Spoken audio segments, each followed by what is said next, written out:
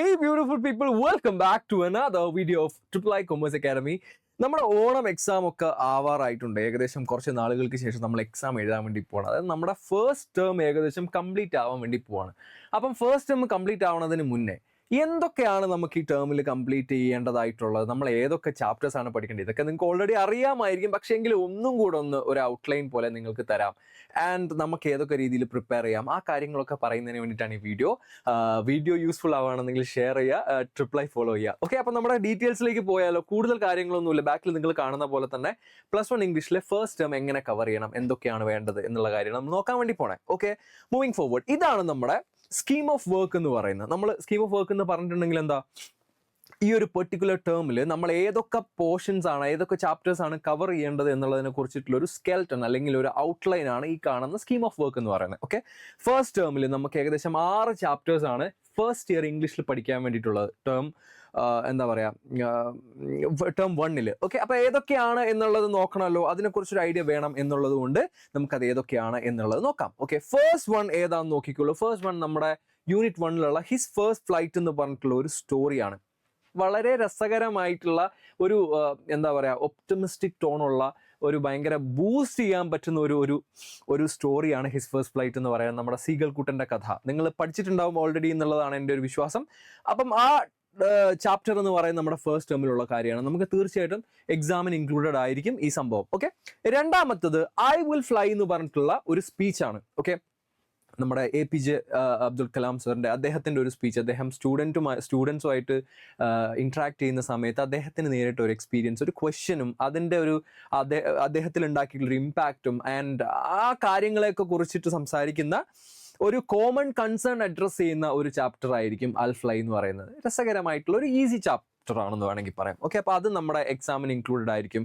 പിന്നെ വരുന്നത് മൂന്നാമത്തെ എന്താ പറയുക, profile explanation of Stephen Hawkins ആണ് വരുന്നത്. Quest for A theory of everything എന്ന് പറഞ്ഞിട്ടുള്ള ഒരു ഡീറ്റെയിൽഡ് ചാപ്റ്റർ നമ്മുടെ എക്സാമിന് ചോദിക്കാൻ സാധ്യതയുള്ള ഇമ്പോർട്ടൻ്റ് ആയിട്ടുള്ള ഒരു ചാപ്റ്ററാണ്. പിന്നെ വരുന്നത് none other than poem ആണ്. Poems are always important. കാരണം നമ്മുടെ ചാപ്റ്ററിൽ അല്ലെങ്കിൽ നമ്മുടെ സിലബസിൽ വളരെ കുറച്ച് പോംസ് ആണ് ഉള്ളത്. ഓരോ പോം വളരെ ഇമ്പോർട്ടൻ്റ് ആണ്. അതായത് ഇപ്പം നിങ്ങളോട് എക്സാമിൻ്റെ ടൈമിൽ അപ്രീസിയേഷൻ ഒക്കെ എഴുതാൻ പറയും. ഏറ്റവും കൂടുതൽ മാർക്കിന് 8 മാർക്കിനൊക്കെ നമ്മൾ എഴുതേണ്ടി വരുന്ന ഒരു ഡിസ്കോഴ്സ് ആണ് ഈ അപ്രീസിയേഷൻ എന്നൊക്കെ, പോയറ്റിക് അപ്രീസിയേഷൻ എന്ന് പറയുന്നത്. അപ്പോൾ അതൊക്കെ ബേസ് ചെയ്യുന്നത് പോമിനെ ബേസ് ചെയ്തിട്ടായിരിക്കും ഈ പറയുന്ന ക്വസ്റ്റ്യൻസ് ചോദിക്കുക. അപ്പം എല്ലാ പോംസും, നമ്മുടെ ചാപ്റ്ററിലുള്ള എല്ലാ പോംസിനെ കുറിച്ചും നല്ല ധാരണ, ഡീറ്റെയിൽഡ് ആയിട്ടുള്ള ഒരു അനാലിസിസ് നമ്മൾ ചെയ്തിട്ടുണ്ടെങ്കിൽ മാത്രമേ നമുക്ക് അതിനെ കുറിച്ചിട്ട് എഴുതാൻ പറ്റുള്ളൂ. അപ്പൊ അതാണ് പോം എന്ന് പറയുന്നത് ഇമ്പോർട്ടൻ്റ് ആണെന്ന് പറയാനുള്ള കാരണം. ഇവിടെ ഇഫ് എന്ന് പറയുന്ന പോം നമ്മൾ പഠിച്ചിരിക്കണം എന്ന് പറയാൻ കാരണം ഇത് തന്നെയാണ്, ഇമ്പോർട്ടൻ്റ് ആണ്, ദാറ്റ്സ് ഇറ്റ്. അപ്പൊ അതുകൊണ്ട് നമ്മൾ കീനായിട്ട് ഒബ്സർവ് ചെയ്യേണ്ട ഒരു പോമാണ് ഇഫ് എന്ന് പറയുന്നത്. യൂണിറ്റ് 2 വരുമ്പോൾ ആൻഡ് ദെൻ ഗാന്ധി കെയിം എന്ന് പറഞ്ഞിട്ടുള്ള ഒരു എക്സെപ്റ്റ് ഉണ്ട് ഫ്രം ജവഹർലാൽ നെഹ്റുവിൻ്റെ എന്താ പറയുക, ഡിസ്കവറി ഓഫ് ഇന്ത്യ എന്ന് പറഞ്ഞിട്ടുള്ള പുസ്തകത്തിൽ നിന്നുള്ള ഒരു ചെറിയ എക്സെപ്റ്റ് ആണ് ചാച്ചാജിയുടെ. അപ്പൊ അതൊന്നും നമ്മൾ പഠിക്കേണ്ടത് ഇതിൻ്റെ അകത്ത് അത്യാവശ്യമായിട്ട് വരുന്ന ഒരു കാര്യമാണ്. ആൻഡ് ദെൻ ഗാന്ധി കെയിം എന്ന് പറയുന്ന ചാപ്റ്റർ, അത് ഇമ്പോർട്ടൻ്റ് ആയിരിക്കും.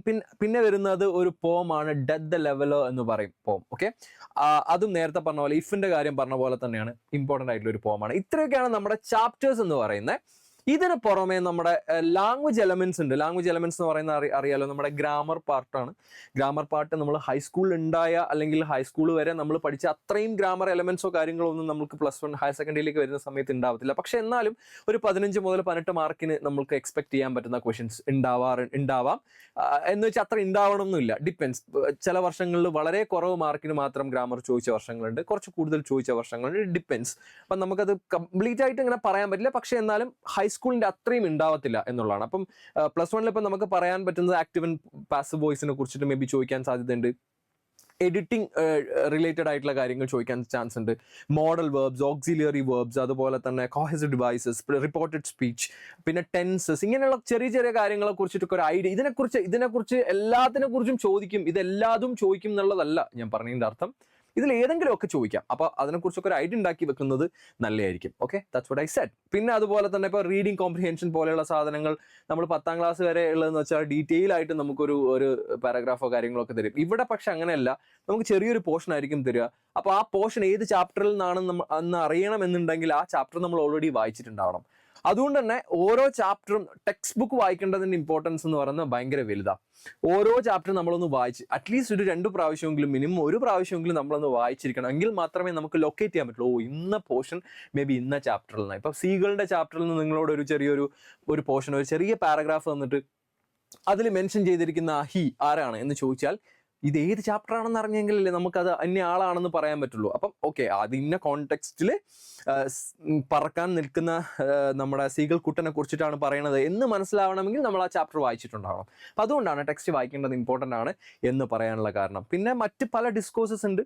നമ്മൾ ഡീറ്റെയിൽ ആയിട്ട് എഴുതുന്ന സമയത്ത് നമ്മൾ നോക്കേണ്ട ഡിസ്കോഴ്സസ് ആണ്. ഇപ്പോൾ ഡിസ്കോഴ്സസ് കുറേ ഉണ്ട്. അതിലിപ്പോൾ ഒന്നെന്ന് പറയുന്നത് അപ്രീസിയേഷൻ നമ്മൾ ഓൾറെഡി പറഞ്ഞു. പിന്നെ പ്രൊഫൈൽ എങ്ങനെ എഴുതാം, അതുപോലെ കുറേ കാര്യങ്ങളുണ്ട് കേട്ടോ.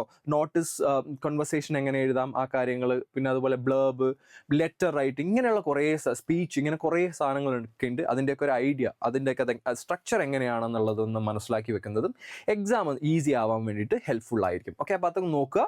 പിന്നെ 100 മാർക്കിനായിരിക്കും ഓൾ ടുഗെദർ എക്സാം ഉണ്ടാവുക എന്നുള്ളത് അറിയാലോ. 80 മാർക്ക് നമ്മൾ എഴുതി വാങ്ങേണ്ടതായിട്ടുണ്ട്.